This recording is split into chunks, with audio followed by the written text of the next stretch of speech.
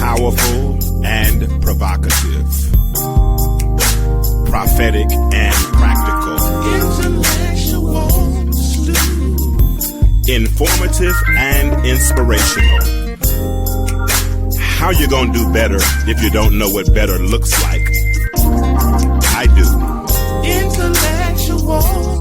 Come on, let's talk about it with me, the mind massager.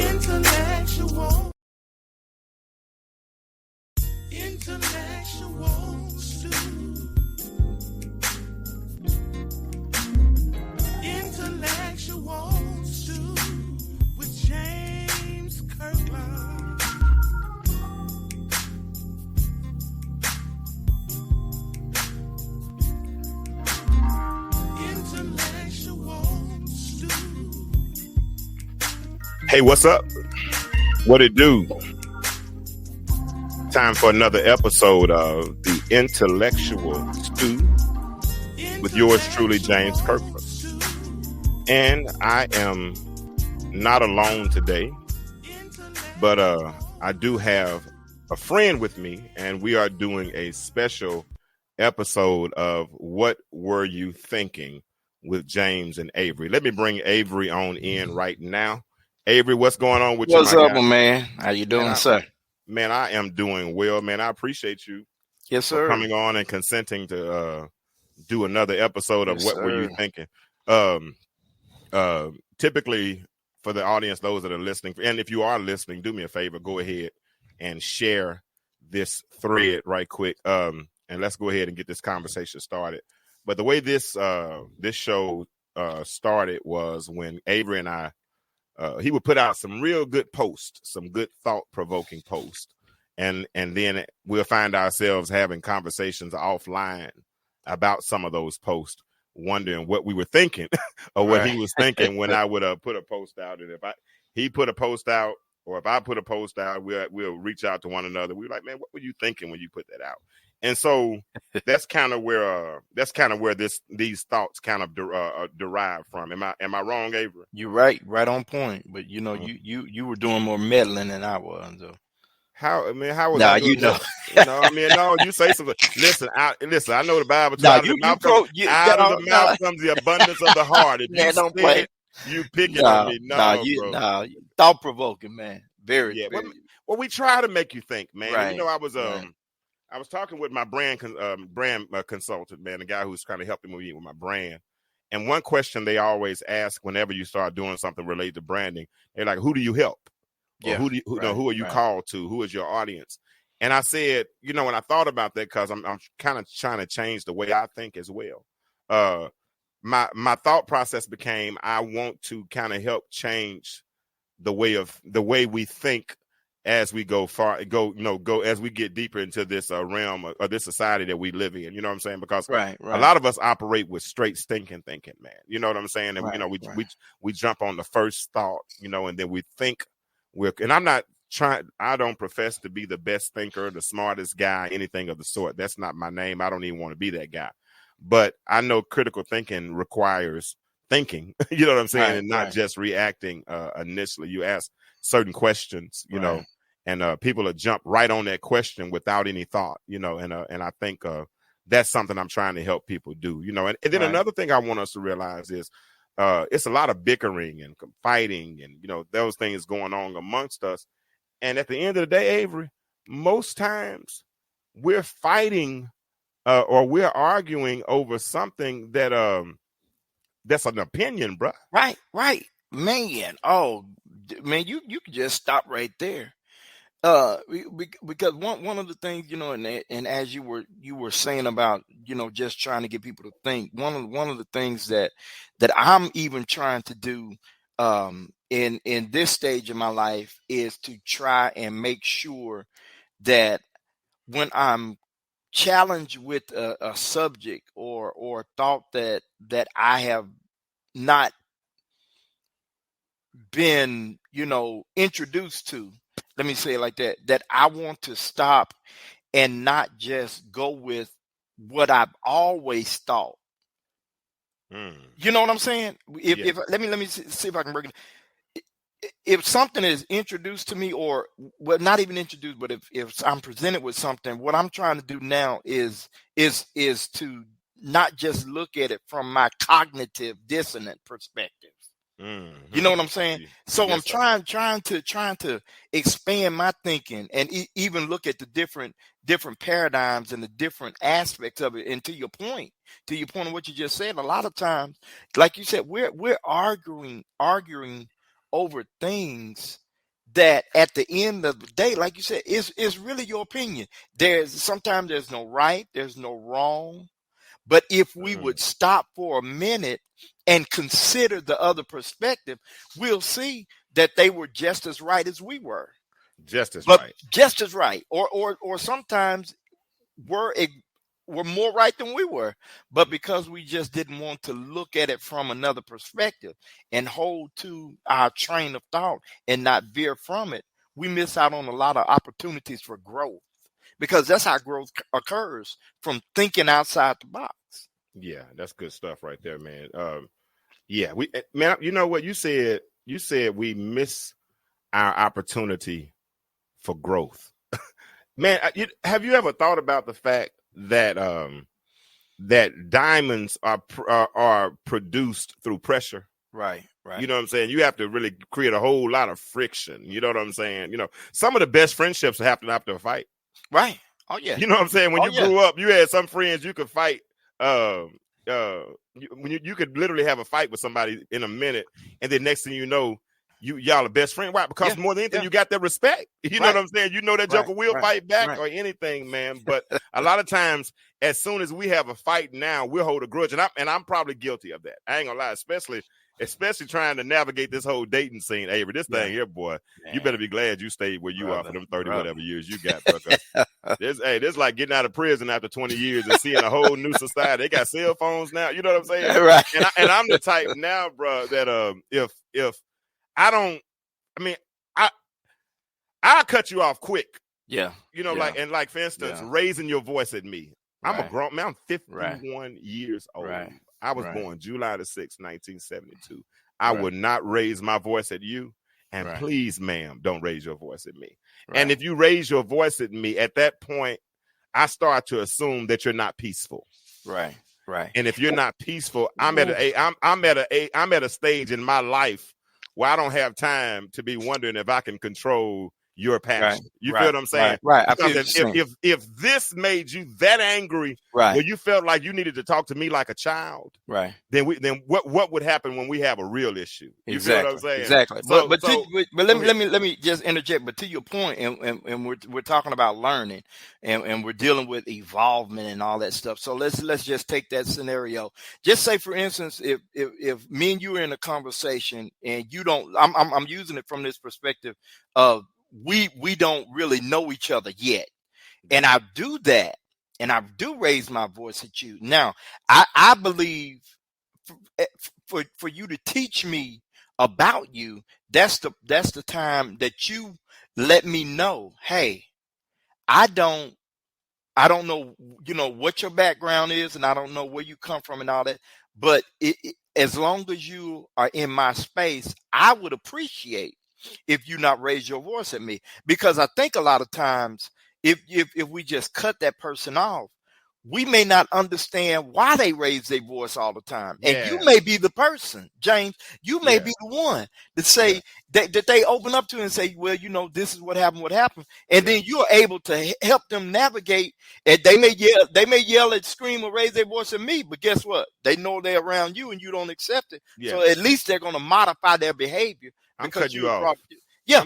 I'm cutting you off. Don't cut me off, man. No, I cut you off. I'm cutting you off. Because don't cut me off. I can do that because that's my friend. I'm joking. But listen, now you got a point. They may be the one. Key and operative word may. Let's be exegetical in this conversation. They may be the one, but they probably aren't. Right. You feel what I'm saying? Because I have to be invested in you enough to decide if I want to teach you. Right. You feel what I'm saying? Right. Because see, a lot of times, like, the grasshopper is more dangerous when the seed is about to come out the chaff. True. Not when the chaff has when the seed has broken the chaff, right? And, but right. when the surface breaks and potential is in. Oh, this is good. When the potential is in the seed, right? Right. It's not out yet, but as soon as it cracks open, that's when it's really vulnerable. Right. But that's when the grasshopper pounces and kills the potential that was inside of the seed. So same thing, what I'm saying, if they come unpeaceful and the potential that was there because it's in its infancy stage, I might not be at a point where I'm ready. Now, if we've endured, we've been kicking it for a minute, you know what I'm saying? And we cried together a little bit, you know what I'm saying? I'm being funny when I say cry, but but we've endured a little bit together and I'm invested. Then I can endure a little bit more. You understand what I'm saying? Yeah, but you got people screaming at the onset, man, and it makes me wonder. And let's think for a minute. Let's think for a minute. And sisters, if you're listening, this is not a bash or sister chat session. Okay, it's not. I have daughters, and that's why this conversation is about to go the way that it's about to go now, because I'm concerned about my daughters, because I know they got to marry your sons. And some of your sons are unstable, and some of these women and daughters are unstable, and I'm concerned about it. So this is my thing here. I reference the Willie Lynch letter a lot, and I talk about how they talked about breaking a slave. And the way they said they would break a slave is through the black woman, because she raises the children, and she said that she would revert one. They said that they would be most effective when they reverse the nature of black males and black females. In other words, you raise your daughters to be psychologically independent. You're right. You raise them to be bosses, if you will. You know what I'm saying? Because the roles have reversed now, but you raise your sons to be physically strong, but mentally weak. Right. Because you don't want him to be so headstrong that he gets out here and gets killed by Jim Crow, or or by the police, or anything of the sort, right? So we reverse the nature of these children, right? So you have a lot of stronger, aggressive women who are operating as bosses, and I wonder if it makes them more aggressive. I'm assuming, I'm asking. I'm not saying that this is the case, because watch this, Avery. This is I've shown this video before, but I want to show it again, but this video concerns me. Watch this. Back up. I don't want to get mad.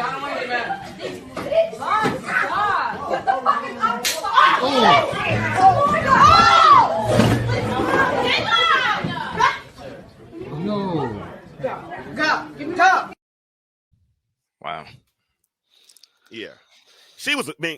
Tell me what you saw. Because I don't want to make it all. Because like I said, sisters, and please share this thread. Share this thread. And let's get some more people in this conversation. And y'all feel free, if a young lady, if you want to come on and share anything, feel free. I mean, I'm all for it. Come on in. But go ahead, Avery. Well, okay. So what I didn't see what actually made her click. So I have no idea what made her click. But what I did see a young man who was trying his best not to react from a perspective that it seems like his parents, whether he's come from a 2-parent home or single parent home, has instructed him not to put his hands on a woman. Okay. But I did see that even when he's trying to get her to stop, that she's so forwardly progressive in her anger that she loses all consciousness of sound decision making and continues to, swing and hit until she's awakened by his reaction. Yeah. That's what I mean. And that troubles me, because she kept swinging, she kept going at him. He's walking away, and he even said, "I don't want to get mad." Right. I don't want to get mad. In other words, stop. Right. Yeah. Please leave me alone, because if I get mad, this can go the wrong way. Right. And he's letting her know that. And yet she keeps swinging. And then finally, when she connects and she smacks his face, she hits him hard in the face. Right. I mean, she heard him. She probably made that skin. She probably made that skin shrivel up a little bit. Yeah. I mean, she popped him. Yeah. And all of a sudden, I think he blacked out Yeah. for half a second because those feet turned upside down. Yeah. And all of a sudden, we had a real reality check. Right. And that could have went another way. And even at the end, watch this again. Even at the end, when he walks in, he's about to go in for the kill. Right. And something stops him. Watch it. Back up. I don't want to get mad. I don't want to get mad.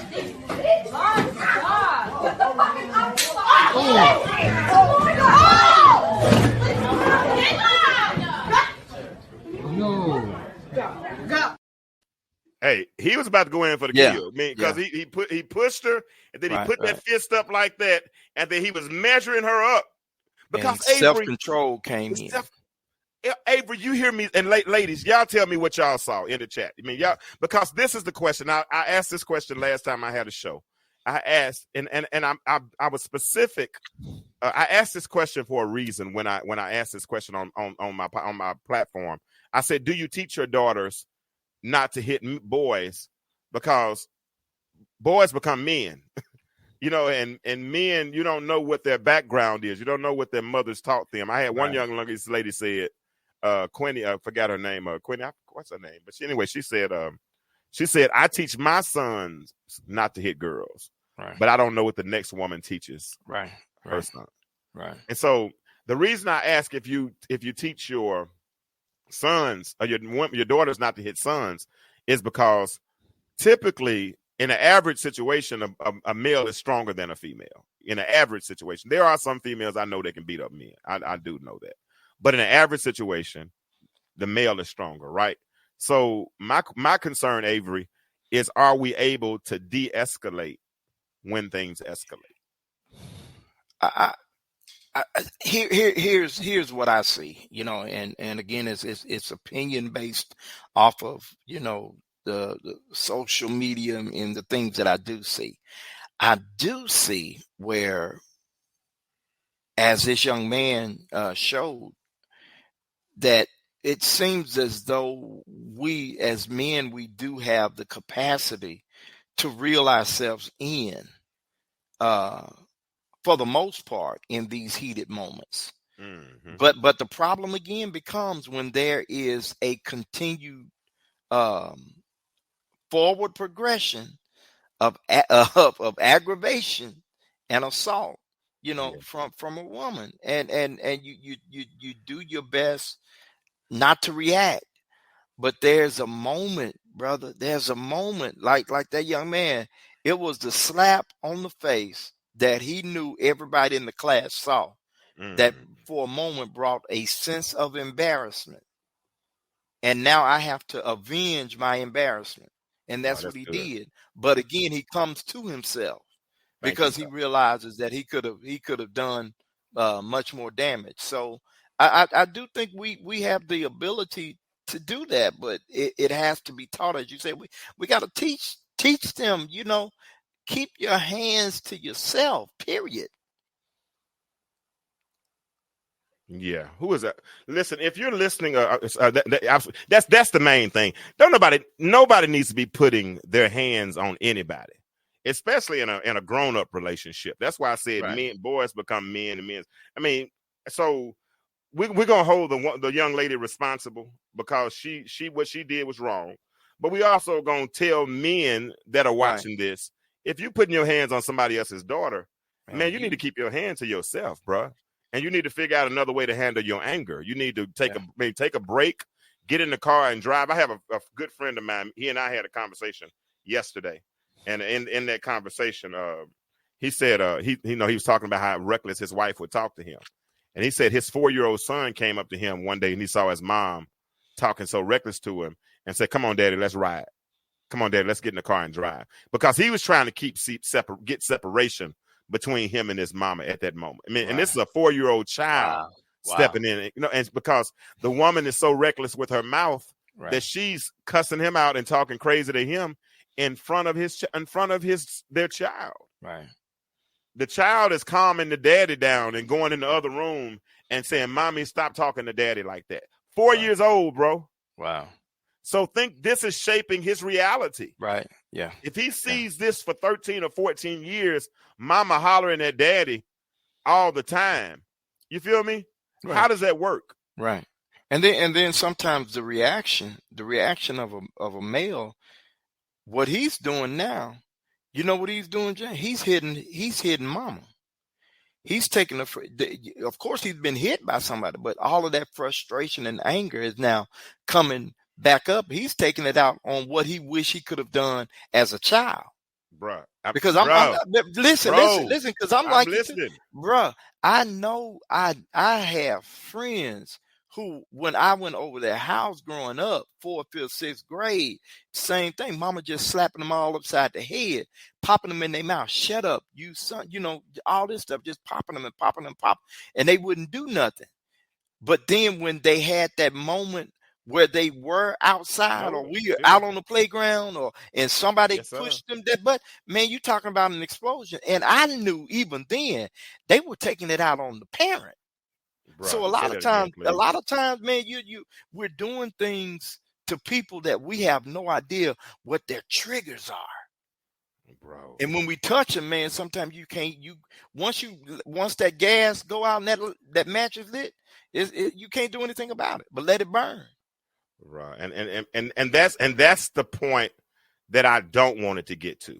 You feel what I'm saying? Right. That's the point that I don't want to see, because I know it's in there, right? I know it's in there, man. I know it's in there. And I don't want to see that happen. The last thing I would want to happen is my daughter to call me and tell me somebody's son and put their hand on on her. Right. Bro, do you realize, how medieval that whole situation would become? Bro, do you understand how medieval? If somebody put their hands on Mackenzie, Kennedy, bro, do you realize how that happened? So to save everybody involved, to save me a trip down the road, to save somebody a trip to wherever else they might end up, best thing to do is de-escalate before things escalate. Right. If you see that you can't, like I said, my methodology in cutting somebody off the moment they yell at me is, because I know if that's in there off of this, right, what's in there off of that? Right. You know what I'm saying? And I don't have time to be trying to control somebody else's child, bro. Lakeisha Reynolds said the 4-year-old is wiser than the mother. Man. Absolutely. Yeah. In this instance, because sometimes I'm trying to get this this little layer put up right quick. That's overlay put up. But bro, just think about that. Do you have sons or daughters? I got all boys. You got all boys? All boys. And so have you had conversations with them as it relates? I haven't had to. Okay. You know what I'm saying? Okay. And tell me why. And I think I know why, but tell me why. Because they witnessed the love and compassion that I showed their mom, so they didn't have to. They knew. We've had to come say, "Hey, don't put your hands on a woman," and all, but I didn't have to go into a detailed sit down and if a woman hits you, and we didn't have to do that, because they are mannerable and respectful, and they have enough self-control that I know they know how to walk away. Yeah, I like that because, and you bring up something that's very, very brilliant. That makes a lot of sense to me. I was talking to somebody that works at a school. Okay. And they talked about how one of the children came to school one day and was having a bad day, and somebody walked in there and had to calm him down, right? And when they calmed him down, the boy said that the mama told him that morning that she wishes he was dead. Wow. She was so reckless with her mouth, right, that she, in her anger, right, in her emotional state, right, sister, right, she told her son that she wishes that he was dead or he had died. Now, I got convicted in this parenting thing at one point, right? Mm-hmm. Because my thought was sometimes I would get a little reckless with my mouth, right? And I would have my chip rushing them in the morning, got them all upset before they leave home. Right. All these things are going on. Been there, done that. Yes, sir. Yeah, man. Come on, we got to go. Yep. We got to go. Yep. Hurry up. And my baby, she's like, Trey just looking at me like I'm crazy. You know what I'm saying? Right. But these are things that we were doing. And then finally I realized, okay, with Trey, turn the light on 15 minutes earlier. He's not a morning person. Right. So let the light wake him up for 15 minutes. That saved a lot of grief. The baby, she was just going to be late. Best thing to do is just wait in the car. because she was going to be late regardless. Wasn't no use in arguing with her. Wasn't no use in fussing with her. She was going to be late. So best thing to do is put her on the bed. And if she was late, just be prepared to take her to school, because I couldn't have her in class messed up with a messed up attitude, eyes red from crying. Right. And so what we do, because we talked about earlier some of our issues. One thing that, other than just arguing over opinions, Avery, what I've learned is a lot of us end up projecting our personal situations on everybody else. Yeah. And so you take the pressure of the world and put all that pressure on your child. Why? Right. So then let me ask you this question then, just on the video that you saw. Let me show it again while you're getting your thought, because some other people have come on. Okay. All right. And keep your thought, because I know you're gonna make it better now. Back up. I don't want to get mad.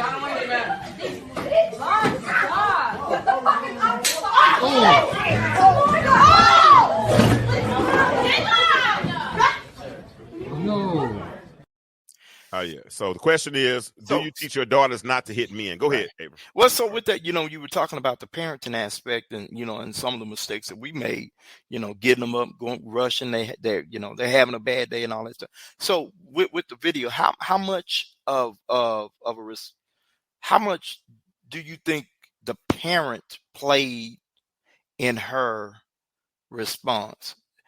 Or you know what I'm trying to say? The parenting skills, did that play a part in how she was dealing with that young man? I don't mean.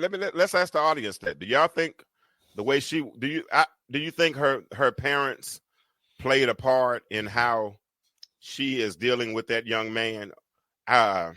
If you're asking me, Avery, I don't know if I don't know if I would say it's the parenting. But I would definitely say the familial structure, the home environment, you know what I'm saying, has created that. I don't know if she has a younger brother that she might beat up on, you know what I'm saying? I don't know if she's seen, I can't say for sure she had a single mother, and that her single mother is, beating up on or talking about men and beating men. I don't know that for sure, but I do know that she's overly aggressive with a boy. Right. And I think somewhere in her heart of hearts, I think she thinks she can whoop him. Oh yeah. You know what? Let me. I'm gonna go here, Jane. This might be another whole avenue. I don't think she knew she could probably whoop him, but I don't think she expected any consequences. Okay, that's even better. You know what I'm saying? I think. I think. I think her women privilege. Women privilege. I think her woman privilege made her women privilege. What is that? Yeah, that means that there are some things that that women can do and don't think there are any consequences. Oh Lord. To certain behaviors, or there is a they get a pass on certain things. That sound familiar, y'all, in Stu Nation? That sound about right? Is there such thing as women privilege? Y'all talk back to me tonight. Talk back to me. And if there's anybody else that wants to come on and share some thoughts as they relates to how this young lady handled this issue, I'm going to try to put the chat. Let me see if I can put the link in the chat real quick. But yeah, if y'all want to have anything to say about that, come on and let's talk about it. Avery just put an interesting thought out there. He said that he thinks that she might have been operating in her women privilege. Do y'all get to a point that in an argument, and I got the question on the screen now, that you think it's more important to get your point across or to keep the peace?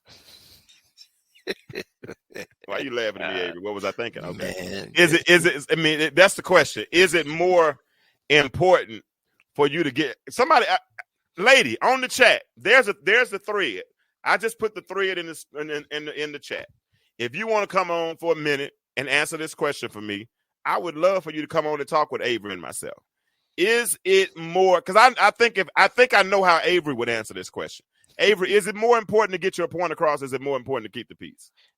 The latter. The latter. And let's see, man. You see, here you go. You're gonna get us in trouble tonight. What I do? I ain't do nothing. But I'm just saying I didn't do nothing. Here it is. Here it is. For men, for the most part, the latter is what we focus on. And that's all I'm gonna say. Man, we on a whole podcast. That's all you gonna say. But you know what I'm saying. What I'm saying is, as men, we're gonna keep the peace, especially with a woman. Exactly, because we know what can happen. We know, because see, men, if Avery and I get into an argument, we got to settle it, right? And we can settle it several different ways. I mean, I can come to Arkansas and we can meet up and we can go on and get it handled, whatever. We can have an argument over the phone, get upset, all that. You know, we can settle it. But with a woman, I can't fight. Right. And when you keep raising your voice at me and you keep doing this, then at this point, how do I release that? Right. Right. How do I get away from that? And my best way to do that is to get away from you. Right. And that don't mean passing in a hurry. That don't mean I want to break up. Right. Right. I want a divorce.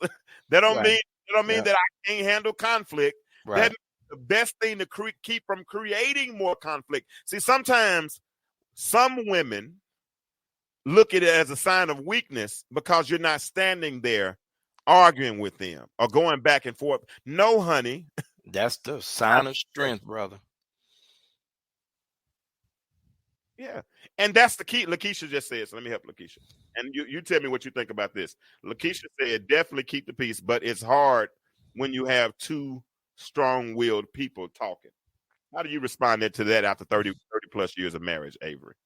I'm going to keep the peace. My will will always be weaker. Yes. Thank you. Say that again. Say it again. My will will be and has always been weaker. I don't mind. I'll fall on that sword. Yeah. I'll fall on that sword. And that, you know, because Keisha, you said something very key and critical. You said you have two strong-willed people talking. At one point, somebody got to stop talking. Right. And I'm probably gonna be that one, especially if you feel like you gonna keep going. Yep. And honestly, I ain't trying to be funny, but I'm at Charlie Brown time now because I'm all I hear is Charlie Brown's teacher. Once those decibels get to a certain point, all I hear is womp womp womp. I don't hear you anymore, and it's not a sign of disrespect; it's respect because I don't want to disrespect you because I talk for a living. Right. So I know how to talk. I know I go for jugular veins. Right. I can say stuff to mess with you, but I don't talk to nobody I love like that. Right. I don't talk to nobody in the house like that, that I'm cool, that I'm supposed to be loving, because you can't take words back, man. When you see women, sometimes y'all say stuff and men, I hold grudges. Yeah. I'm like, oh yeah. Yeah. And I know how to hold silent grudges. Yes, sir. That you'll never know. That you pierce me. But in the back of my mind, but if I could just rewind for a minute, those two strong-willed people, this is my opinion. I think even in those moments where the passion of heat and anger may be there, I think there are always avenues, doors, windows, and opportunities that are presented to us, even in the midst of those heated moments, where one of us can step outside of that environment for a moment to de-escalate everything. Absolutely. And a lot of times we just don't want to de-escalate, so we just keep on going. And like you said, until I'm like, you know what, it's not even worth it. I just rather like you said, I'm gonna fall on the sword, give me a Band-Aid, put it over this little cut, and wake up the next morning. Absolutely. And go about my business and kiss you and say, "Baby, I love you," and keep it right on moving. Yep. But this is the thing right here, man. This is the thing right here. I read an article. This is long back, 2008. It's called "The Art of Fighting Fair," And one of the points in the article said one of the arts of fighting fair was give yourself 5 minutes. Boxers. We watched Sweet Georgia Gold by Jarvis Talley is that famous celebrity award-winning competition sweet and savory sauce that you've been looking for, and it's available on Amazon. Each bottle of Sweet Georgia Gold is slow cooked in deep hickory for over 8 hours before packaging to ensure the best quality and taste. Sweet Georgia Gold is perfect for all food types: meats, seafood, chicken, veggies, and etc., and can be used as a marinade. It's kid approved because it goes great with nuggets, with popcorn and chips. Sweet Georgia Gold is also perfect as a dipping sauce. Sweet Georgia Gold is a small, Black-owned business that uses hand-picked fresh ingredients, supporting local Georgia growers. Many customers say this sauce is so good, you can literally drink it straight out of the bottle. Sweet Georgia Gold. Try it today by visiting sweetgeorgiagoldbbq.com or finding Sweet Georgia Gold on Amazon. The fight a couple of weeks ago with Errol Spence and what's his name? Terrence Crawford. Mm-hmm. In that fight, if you ever notice, they'll fight for 3 minutes and then they'll take a break. Rest for one. Yep. They'll fight and they'll take a break. If you find yourself in a fight with your mate, take 5 minutes. Yeah. Back up. Yeah. Reset. And some of the stuff that you were about to say, if you say it with a different decibel, if you say it not in an angry manner, if you say it just, hey, I was thinking about that. And you could take the same wine and put it in a different wine skin. Yes, sir. And it's packaged a little different, right, and it's a lot more effective. Right. And that's the thing. Because let me show you this, Avery. This is why I'm concerned. This is why I'm concerned right here. I want y'all to see this.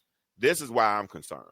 Because of stuff like this. Y'all see that? It says nearly 2/3 of non-felony related homicides involve arguments between the black female victim and male offender.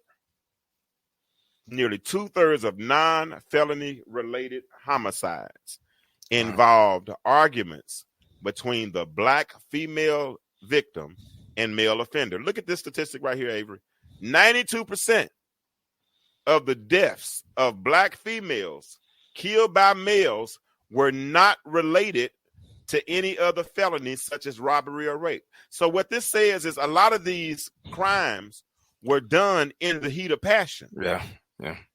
And somebody clicked because somebody got real reckless with their mouths, or somebody got real upset, and they clicked, and now all of a sudden, because of something that could have been de-escalated, right, we could have just went to bed.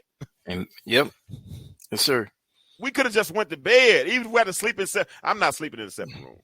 Yeah, I'm not sleeping in a separate room. But if that's yes, sir, Calvin Spring, that's a deep stat, bro. Look at this. I mean, hold on. I ain't even show y'all all of them. I just showed y'all a few of them. Hold on. Let me just show you a couple of more, please, because this is alarming. Look at this. In 2020, black females were murdered by males at a rate nearly 3 times as high as white females. That's a lot. Look at this. Of black females who knew their killers, 56% were wives, common law wives, ex-wives, or girlfriends of the offenders. These dudes ain't stable. 90% of black females murdered by males in single offender incidents knew their killer. These are real issues, but this one right here got me. I'm telling you, this 92%. Where is it? I passed it. I'm sorry. Yeah, go. Yeah, 92%. Is it right there? Here it is. 92% of the deaths of black females killed by males were not related to any other felony. This was a normal dude who went to work every freaking day or whatever, but we didn't know, but he hadn't been pushed. Right. And pressure busts some pipes. Some pipes can handle pressure. Right. But some pipes aren't meant that those pipes, when you apply so much pressure, and I'm gonna tell you, ain't nothing more emasculating than somebody talking to you, man. And especially somebody you're supposed to love. Right. Somebody you're supposed to be in a relationship with. Somebody that you sleeping with, whatever. I don't know how you can become so reckless that all of a sudden you dislike this person that much, where you're putting those kind of words on them, and now y'all are into it, and he's grabbing you by your throat, and you're slapping him, and you got to grab a knife, and then all of a sudden somebody got to get a gun. And sister, I know you tougher now. You go to the gun range, and you can put one right through the target. I know, but you ain't never had a target running at you. Right. You ain't never had a target trying to grab you by your throat, right?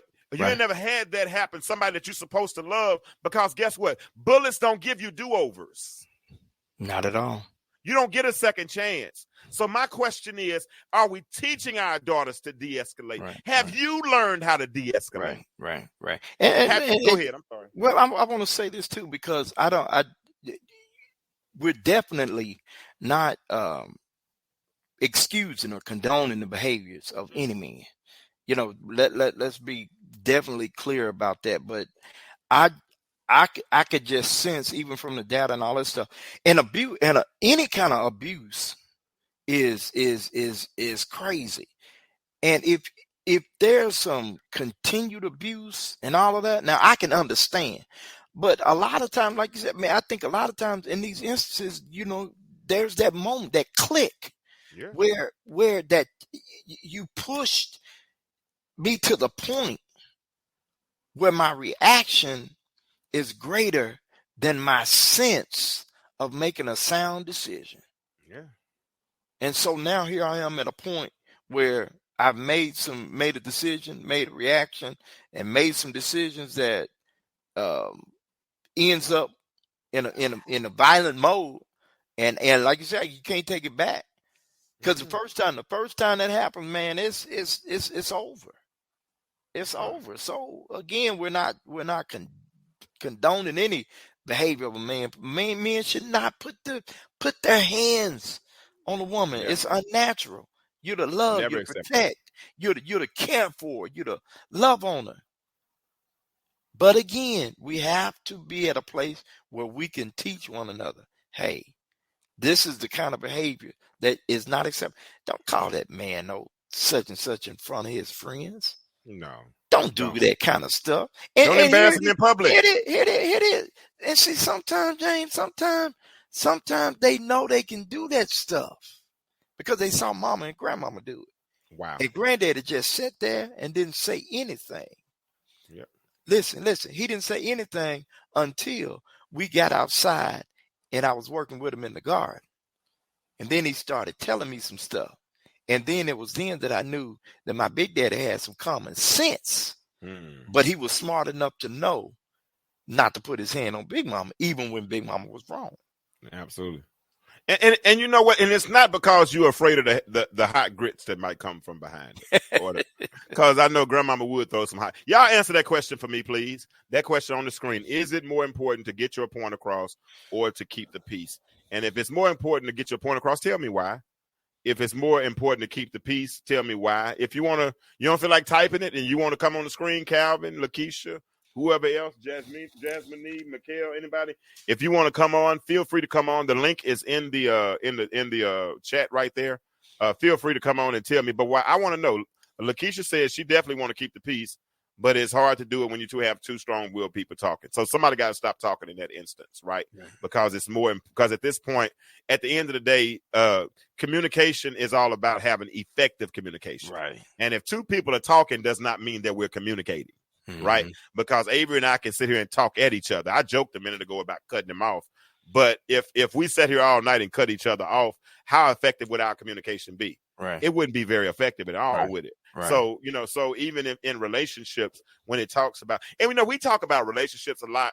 And I wonder sometimes I think when we talk about relationships, we're talking about them as boyfriend and girlfriend, like their marriages. Hey, and see that might that's another part. That's another part. That's the problem a lot. Right. Yeah, I mean you're right. You're right. Because we've stepped into areas of ownership and you don't own anything. No. No. What I'm number one, I'm not getting that mad at you right now because you ain't my wife. No way. Right. I don't care. Right. Let me say this. I don't want to. I'm a whisper it. I'm a whisper it out loud. I ain't gonna say it too loud. But Avery, I don't care that much. We're not at that point. Right. We that. And Wilfred if Jones, thank if you, it's bro. right, Hold on. Let me see what Wilfred. Let me put it on the screen. Wilfred says, "I keep the peace at all costs, bro." yeah, that's my Yes, cousin Lord. there, boy. Let's keep the peace. Yeah, that's my Which say, first cousin. Calvin says it's easy to keep the peace because sometimes it's not worth the fight. You have to keep the peace. I'm going to bed tonight, Right. and I like. Let me tell you, I like those sheets. I like that. I like that mattress pad. You know, all that feels good. I don't care how Lakeisha, whoever. If you my wife and we mad at each other, we still going to bed. Turn your butt the other way. Yep. I turn mine the other way, but we Right. sleeping in the same bed. So, and I'm still gonna put my feet on your leg. And I'm gonna reach back across you Right. like this, you know, Right. and because Yes, you know sir. these anointed hands have to stay warm at night. So, so I'm gonna find somewhere. But is it more important to keep your peace? Because this is the thing right here. Like, and I've had some women that come in the inbox, and I appreciate all my sisters in Stu Nation because man, they're transparent, bro. They're so transparent. And some of them will tell me, man, I have been known to be reckless with this mouth, and I got to do something about that. You know, and I get it. You know, you push somebody against the wall, you know, and they have to survive because most of us, we operate from struggle, right? We most, if you live check to check, you're having to raise 2-3 children by yourself. You know, your punches almost have to be calculated. You know, you don't have time to make mistakes, right? So I had a girl tell me, I don't have time to go out on dates. Either we were moving towards marriage or we not. I said, so you want to go from 1 to 7? What do you mean? I said, we just gonna skip 2 through 6, and I don't even know if I like you enough to want to be trying to go out with you and talk about trying to treat you like a potential wife. I ain't, you know, but I get it, and you just might not be the one for me. And I get that. You know what I'm saying? Let's see what it oh yeah. Wilfred Jones. Thank you, Mr. Jones. Mr. Jones said, hold on, is this going up? Okay. He said in 28 years, we've never slept in separate beds. Oh, what is this tripping? Well, we've never slept in separate beds. He said, just not happening. Yeah, I get it. How about you, Avery? Y'all slept in some separate beds? No, never mind. You ain't got to tell your business. You ain't got to tell your business. No, we don't do that. We don't do that. No, sir. I get you. So, and like you said, your son saw how you handled their mother. Right. So that's going to be probably how they handle their. Right. Okay. What happens if you find out one of your sons did mess around and put his hands on a girl? Man, I'm probably gonna do like you did. Like you said, if somebody put their hand on one of your daughters, it doesn't matter if she's not connected with me. You're not gonna do that. You're not gonna, and I don't care. I may not be physically as strong as you are now, but I got something that I can pick up that'll knock some sense into you. Because that's just not going to.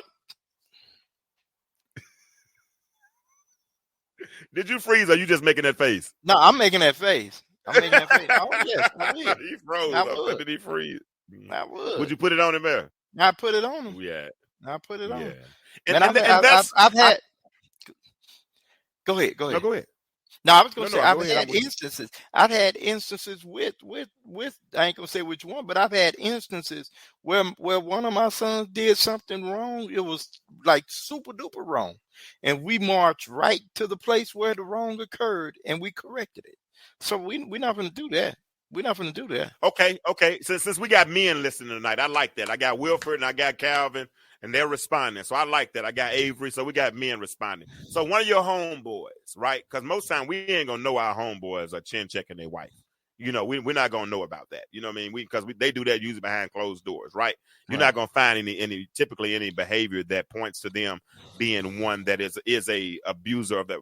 But if you found out one of your better friends was being abusive towards his wife, Wilford, Calvin, Avery, how would you handle that? And before you answer, I had an instance where I had an apartment, and my next door neighbor, I heard him and his girlfriend arguing, and they got to using the B word and they arguing. I turned down the TV. I'm trying to record it with the phone. I'm doing.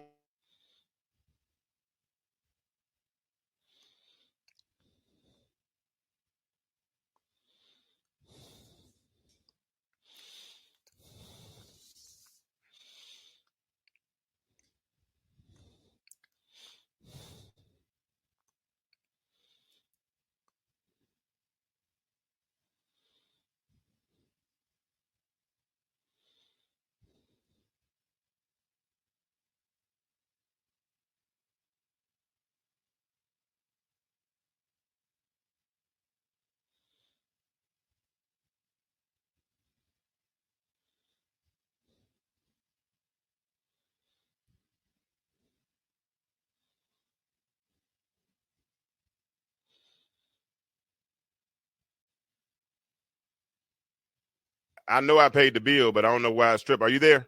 Yeah. But I'm sorry about that. I apologize. Yeah, but I heard them arguing, right?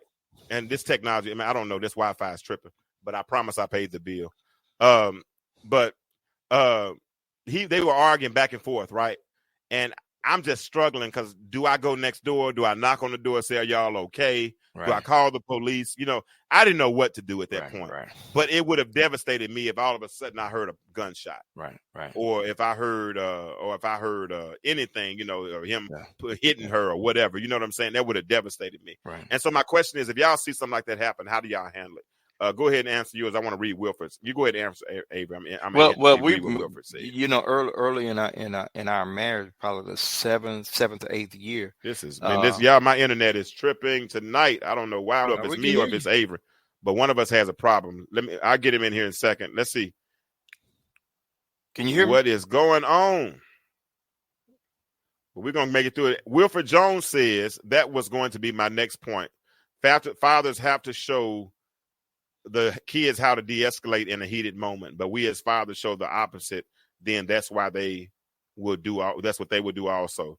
Can't be do as I saw and not do as I do, or not do as I say and do as I do. That's a good point. Good point. I'm sorry, Avery. You there now? No, you're good. Yeah, I'm here. Can you hear me? I'm not good because this Wi-Fi is tripping. Hey, but go ahead. We good. No, I was saying, you know, about the 7th or 8th year in our marriage, me and my wife were in the same situation as you. Of course, I didn't know the guy, but our next door neighbors, man, we were in a townhome duplex. Man, we would hear him pulling her down the stairs. She's screaming and all this stuff. And man, just one day I just went over and knocked on the door and like, man, what's going on? And, you know, little old skinny joker too, you know, and I just kind of gave him that look like, you know, something gonna have to happen. You know, you do this again. But I would definitely get involved. Now, if it was one of my homeboys, I put it to you like this, James.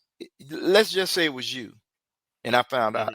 I would say, James, this has come to my attention, and this is the last time I won't even hear or even see it, because the next time, I promise you, I don't know what I'm gonna do, but it'll be the last time you touch it. Gotcha. I'm gonna give you. I had a young man used to come. You know, when I've been in these apartments. Everybody, now that I'm in my early 50s, late 40s, I was. They like to call me Unc. They like to call me Unc. I became Unc, y'all. So I got one little nephew, as I call him. He'll come by. A nephew about 6'3", 6'4", probably about 275, right? And he'll come by the house every day. You know, just want to chop it up, want to talk. You know, and he's upset about his girlfriend. Every day he's complaining about his girlfriend. You know, they got a baby together and they're going through the stressors of life. And he's upset about his girlfriend every day. And I listen and I cuss him out, tell him, you know, you weak. You know, you better learn how to take it. She's a woman. She just had your baby. She might be going through postpartum. You need to learn how to support her. I'm going off on him the whole time. You know, I'm not giving him any stretch. You know, I'm just trying my best to help him out, right? But Calvin, man, one day he came in. He said, "Man, I was in there today, man. She put her hands on me, man, and I had to go ahead and get to go ahead and punch her." I said, "You did what?" I had to go ahead and before he could get it out, I teed off and punched him dead in his chest. I mean, this is a big dude, bro. He would tell me when he was in jail, they would pay him for protection. You know what I'm saying? To protect me. This dude. Man, he would probably demolish me if we got into it. But I stole on him. Bam! No, big bro, why you hit me like that? I said, I'm going to hit you again. You put your hands on that woman. Who the heck do you think? Bam! And I hit him again. And he's backing up like, whoa, bro, why you doing me like that? You don't ever put your hands on a woman. And I'm going off on him. If I don't care what happens, if she hits you, you get some separation. You go outside. You don't let your child see you put your hands on his mother, and you don't let him see him putting her hands on you. Get off of him. I was going off. I mean, going off on it.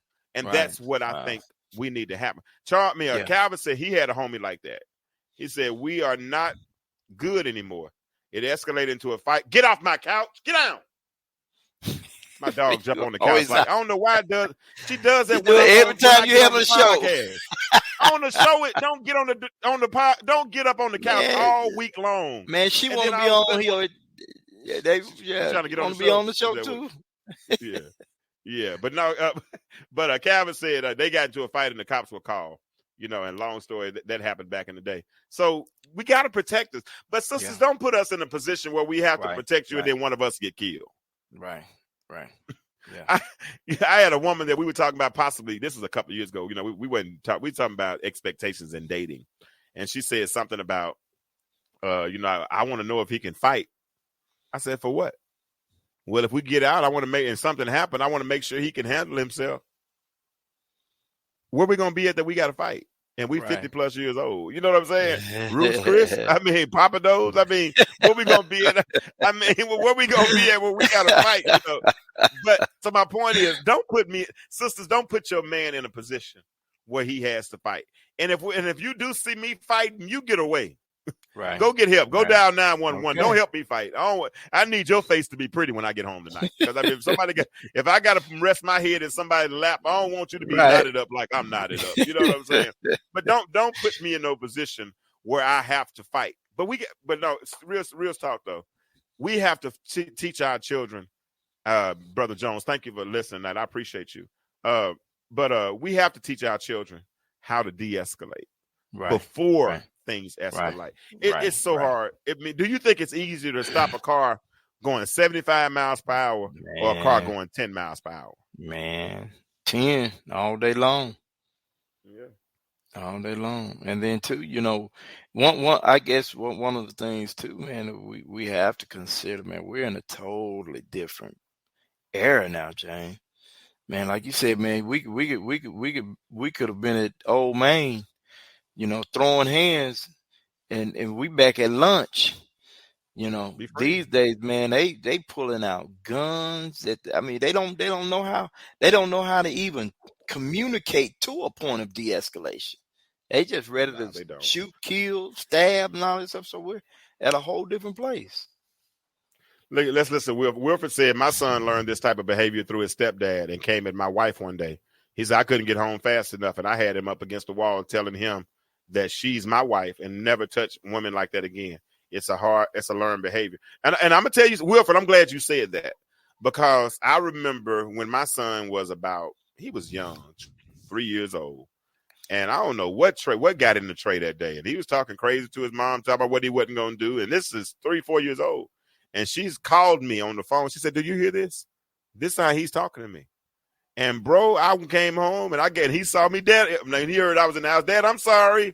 I didn't mean it. I won't do it again. And I said, no, you a man. So I went upstairs and I got in that, but you know what I'm saying? And then later on in life, I remember one time she was trying to discipline him. And she was trying to jack him up against the wall. It was one of those mornings that I realized that he wasn't a morning person. She jacked, and I saw her jacking him up against the wall. And I said, don't do that no more. She said, why? I said, let me do that. I need you to be his hiding place. Let me be the one that he gets angry with, because a son can hate and love his father out of the same mind, right? Right. But a mom, at a certain point, he'll end up resenting. I can speak from experience because I've been there. Okay. Yeah. Oh, yeah. So, and you don't want, like you said, if you keep doing it to him and beating him down now, he'll take it out on everybody that looks like you in the future. Yes, sir. And that's what I don't want to happen. I don't want him to end up taking it out on you, and then you don't get a second chance because of you don't get a second chance, and because of statistics like these right here that we just showed y'all, like we just said right here, 92% of the deaths of black females killed by males were not related to any other felony. Like this statistic that said nearly 2/3 of non-felony related homicides involved arguments between the black female victim and the male offender. 67% of those were shot. So that was a crime of passion. That's something that happened in the moment. Right. That if one person would have just took enough time to de-escalate, just to say, hey, you know what? You might be right. Yeah. You know what? At this moment, you know what? I love you too much for this to go any farther. So the best thing for us to do at this moment, because it looks like this conversation is going the wrong way. I mean, one time I sometimes I will talk a little flip to people sometimes. And I was about to do business with somebody, and I had talked a little flip, and he said, "Oh, okay, I see where this is going." He said, "So I'm gonna do what I'm gonna do. I'm gonna let you get your shirts, and then we're not gonna do business no more." I said, "Oh no, it ain't like that." He said, "No, because I don't want. If you talk to me like that, it can get like that." And it made me check myself. I looked in the mirror and said, "You know what? Maybe you shouldn't have said anything like that." Right. You know what I'm saying? Right. And so I think, ladies, if men as well, if we just think before we speak. I'm training some salespeople right now, and I'm training them to really learn how to put your thoughts in front of your mouth. If you can put your thoughts in front of your mouth, then you're thinking before you talk. And if you can think before you talk, then now we're going to do something real powerful now. We're going to get the thought and we're going to flip it 3 or 4 different ways. We're going to look at that thought and we're going to consider 3 or 4 outcomes of that thought. Because if I consider the outcomes of that thought, then I'm going to say, oh, no, this can go the wrong way. Yeah, it might not be important to say it at this particular moment. Right. And James, to your point, and if we could make sure we take the emotions out of it, man, that's the key. Taking the emotions out. You talking about thinking before you talk, but make sure the emotions are divorced from those thoughts too, because 90% of the emotions is what's going to fuel, what you're saying. So if you could just take that out, women are emotional. Women are typically emotional beings, and we love you for that. We love you for that. But that emotion is equivalent to a river, right? And rivers flow. Yeah. But when you want to control water, you create tributaries. Right. You create tributaries. Tributaries make streams. Streams don't flow and rage like rivers. Right.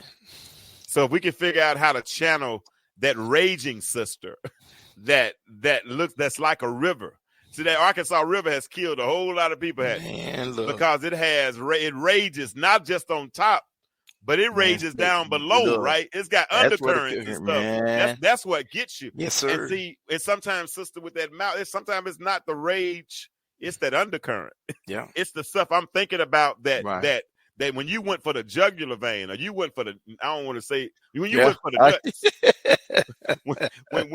when you straight up went for the nuts and you tried to emasculate me, when you tried to kill me, man, that's when that's when you missed it, right? Right. And then it also has, if I'm not careful and if I don't catch myself, it changes the way I view you from that point on.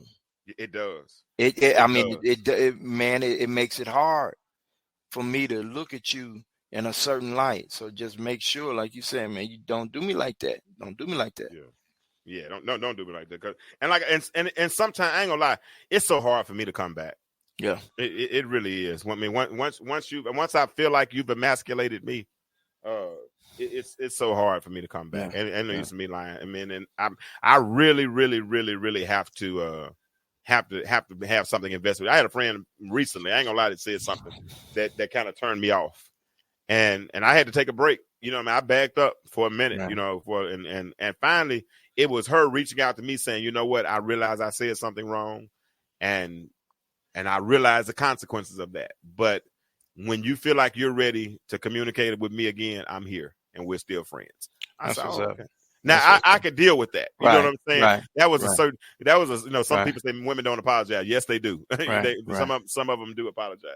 So just imagine if we could use that same emotional intelligence in every situation like that, where we're able to stop for a moment, think about what we've done, think about what we've said, let it process. And then just come back and realize, hey, after I've removed again the emotions from it and thought about what I said, hey, I'm wrong. And we can come to a place of understanding, and we can get right back on the same path of friendship, restoration, and all that stuff. I mean, and I'm cool with that. I mean, everybody like a comeback story. You know what I'm saying? Right. And I ain't gonna lie. Every man I know, y'all can raise your hand if you want to. Every man I know like to make up. Man, you know what I'm saying? We love to make up. So if we can get to that making up thing, then I want to get there as soon as I can. Am I lying? Do you like to make up? Yes, sir. Clean Yeah, up what I messed up. yeah, I got. Hey, I mean, Starting all over again. dude, I would say, boom.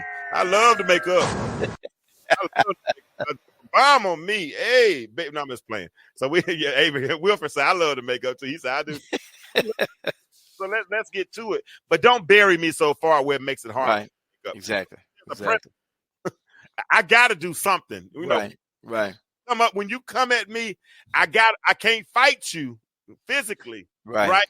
But I can silence you out for a couple of days. Like, yes, I gotta fight some kind of way, right? You know what I'm saying? I hate to say it, but I gotta fight some kind of way. So then you go come back the next couple of days. I'll say, you still mad? Yes. Right. Yep. Yes, Sure am. Yep. I sure am.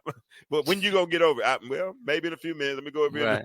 Been a few minutes, but I'll give me a minute. I'm not quite there yet. Right. Because I'm not emotional, so I'm not gonna say, you hurt my feelings when you said. I'm not gonna do that. Right. That's not gonna happen. That's not gonna happen. I'm not gonna grovel and tell you, especially when you know what you did. You know exactly what you did. And if you don't know what you did, then you're equivalent to a serial killer. You woke up and everybody was dead. Yeah. So you don't care what you say at all, and that's why I'm worried about you. Right. So that's and honestly, that's what makes me withdraw that right hand of fellowship real fast right now, Avery. Let me tell you, Calvin, I will withdraw the right hand of they raise a voice at me just a little bit. I assume that you're not peaceful. So I'm gone. Hey, one of my homegirls was that made the Lord watch. Made the Lord watch. One of my homegirls, we was talking the other day. She said, James, I know when I said something out of turn to you. I said, why? Because you're gonna say, who you talking to? Yeah. I'm saying, who you talking to? Hold up. Oh, yeah. You talking to me? For real? Oh, wow. You thought it was okay to say that. I mean, wow. Okay, cool. But what you mean? Nothing. I'm good. Yeah. For real? Yeah. I'm done. But you don't realize that I have just done a benediction on that friendship. I'm done. Right. I have withdrawn the right hand of fellowship, put it in my pocket. And I know some women say, so what? I'm saying, so what too? Right. I can't miss what I never had. Yeah. I can't miss what I never had. And the statistics say, I'm not gonna get into those statistics. There's gonna be another option at some point. Hey, look, just point blank. There's gonna be another. There's a whole lot more. But never mind. I'm not gonna. I ain't start no mess. But that's just the truth. I'm not. Somebody want to be peaceful. Yeah. Somebody don't want to fight. Somebody want to build a legacy together. And and if you swim through enough muddy water, eventually you're gonna find some clear water. Yes, sir. And you know what?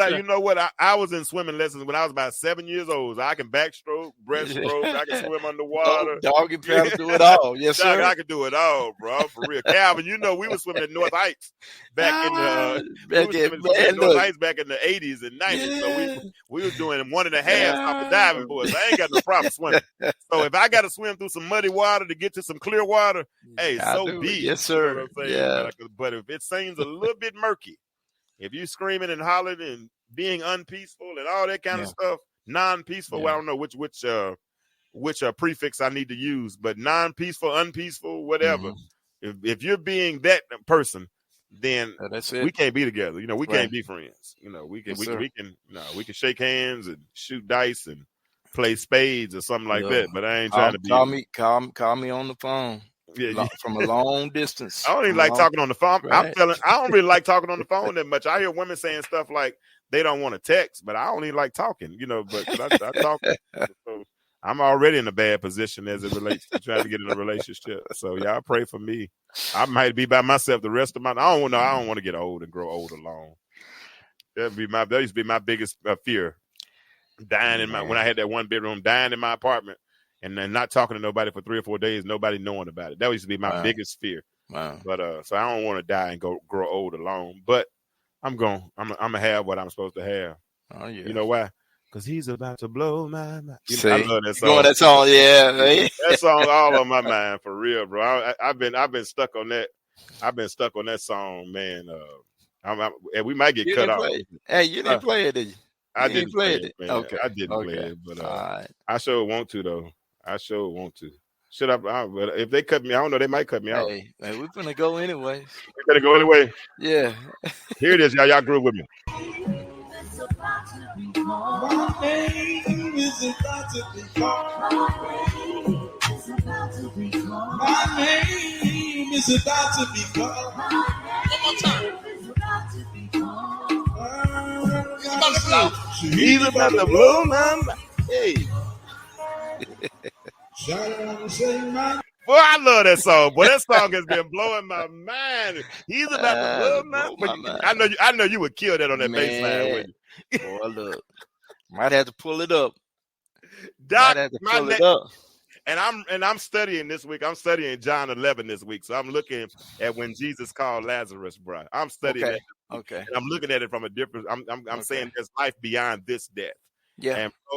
And Doc, when he said, "Hey man, it's so funny because when you look at that text, when they came and told Jesus, if they heard what he said, because as much faith as Martha had, Jesus sent back word and said, he said, this sickness is not unto death. I could have went on by my business. Right. I'm done. Right. But see, man, you about to start something. But you know what I heard in February of 2023? Yes, I got a phone call. While I was playing, my dad, when they called me and told me that my daddy was in the hospital, look, I heard it say, this sickness is not unto death. Right, I'm joking. Let me stop playing with y'all. Right, man. But yeah, Doc, that's but at the end of it all, he called their name. He called the name, right? He said Lazarus. Yeah. And whatever was dead came back to life, right? Right. But I believe you know what? Right. Go ahead. What was let me go. What's so powerful about that though? That when he called them, it was so specific that when he said Lazarus, everybody that was named Lazarus probably popped up. But because the word was so specific, he said, not you, not you, not you. I need this one to come on up here. Ain't that something? And that's the divine element. But how about the human element? He said, I'll take care of the divine aspect, but I need y'all to participate in this miracle. First of all, you remove the stone. Right. I need them to remove the stone. Right. And Lazarus, you're going to have to take off your own grave clothes. Right. Oh, man. Okay. All right, man. Let me go. Let me go. It's a cutoff. Yeah, because that's a whole song. Oh, yeah, because some people come out but still bound. You still got the same clothes on, boy. You better learn how to and he makes you still looking like the remnants of death. Man. But you're trying to be attractive. How you going to be attractive? May the Lord watch. See? Man. He's about to blow my mind.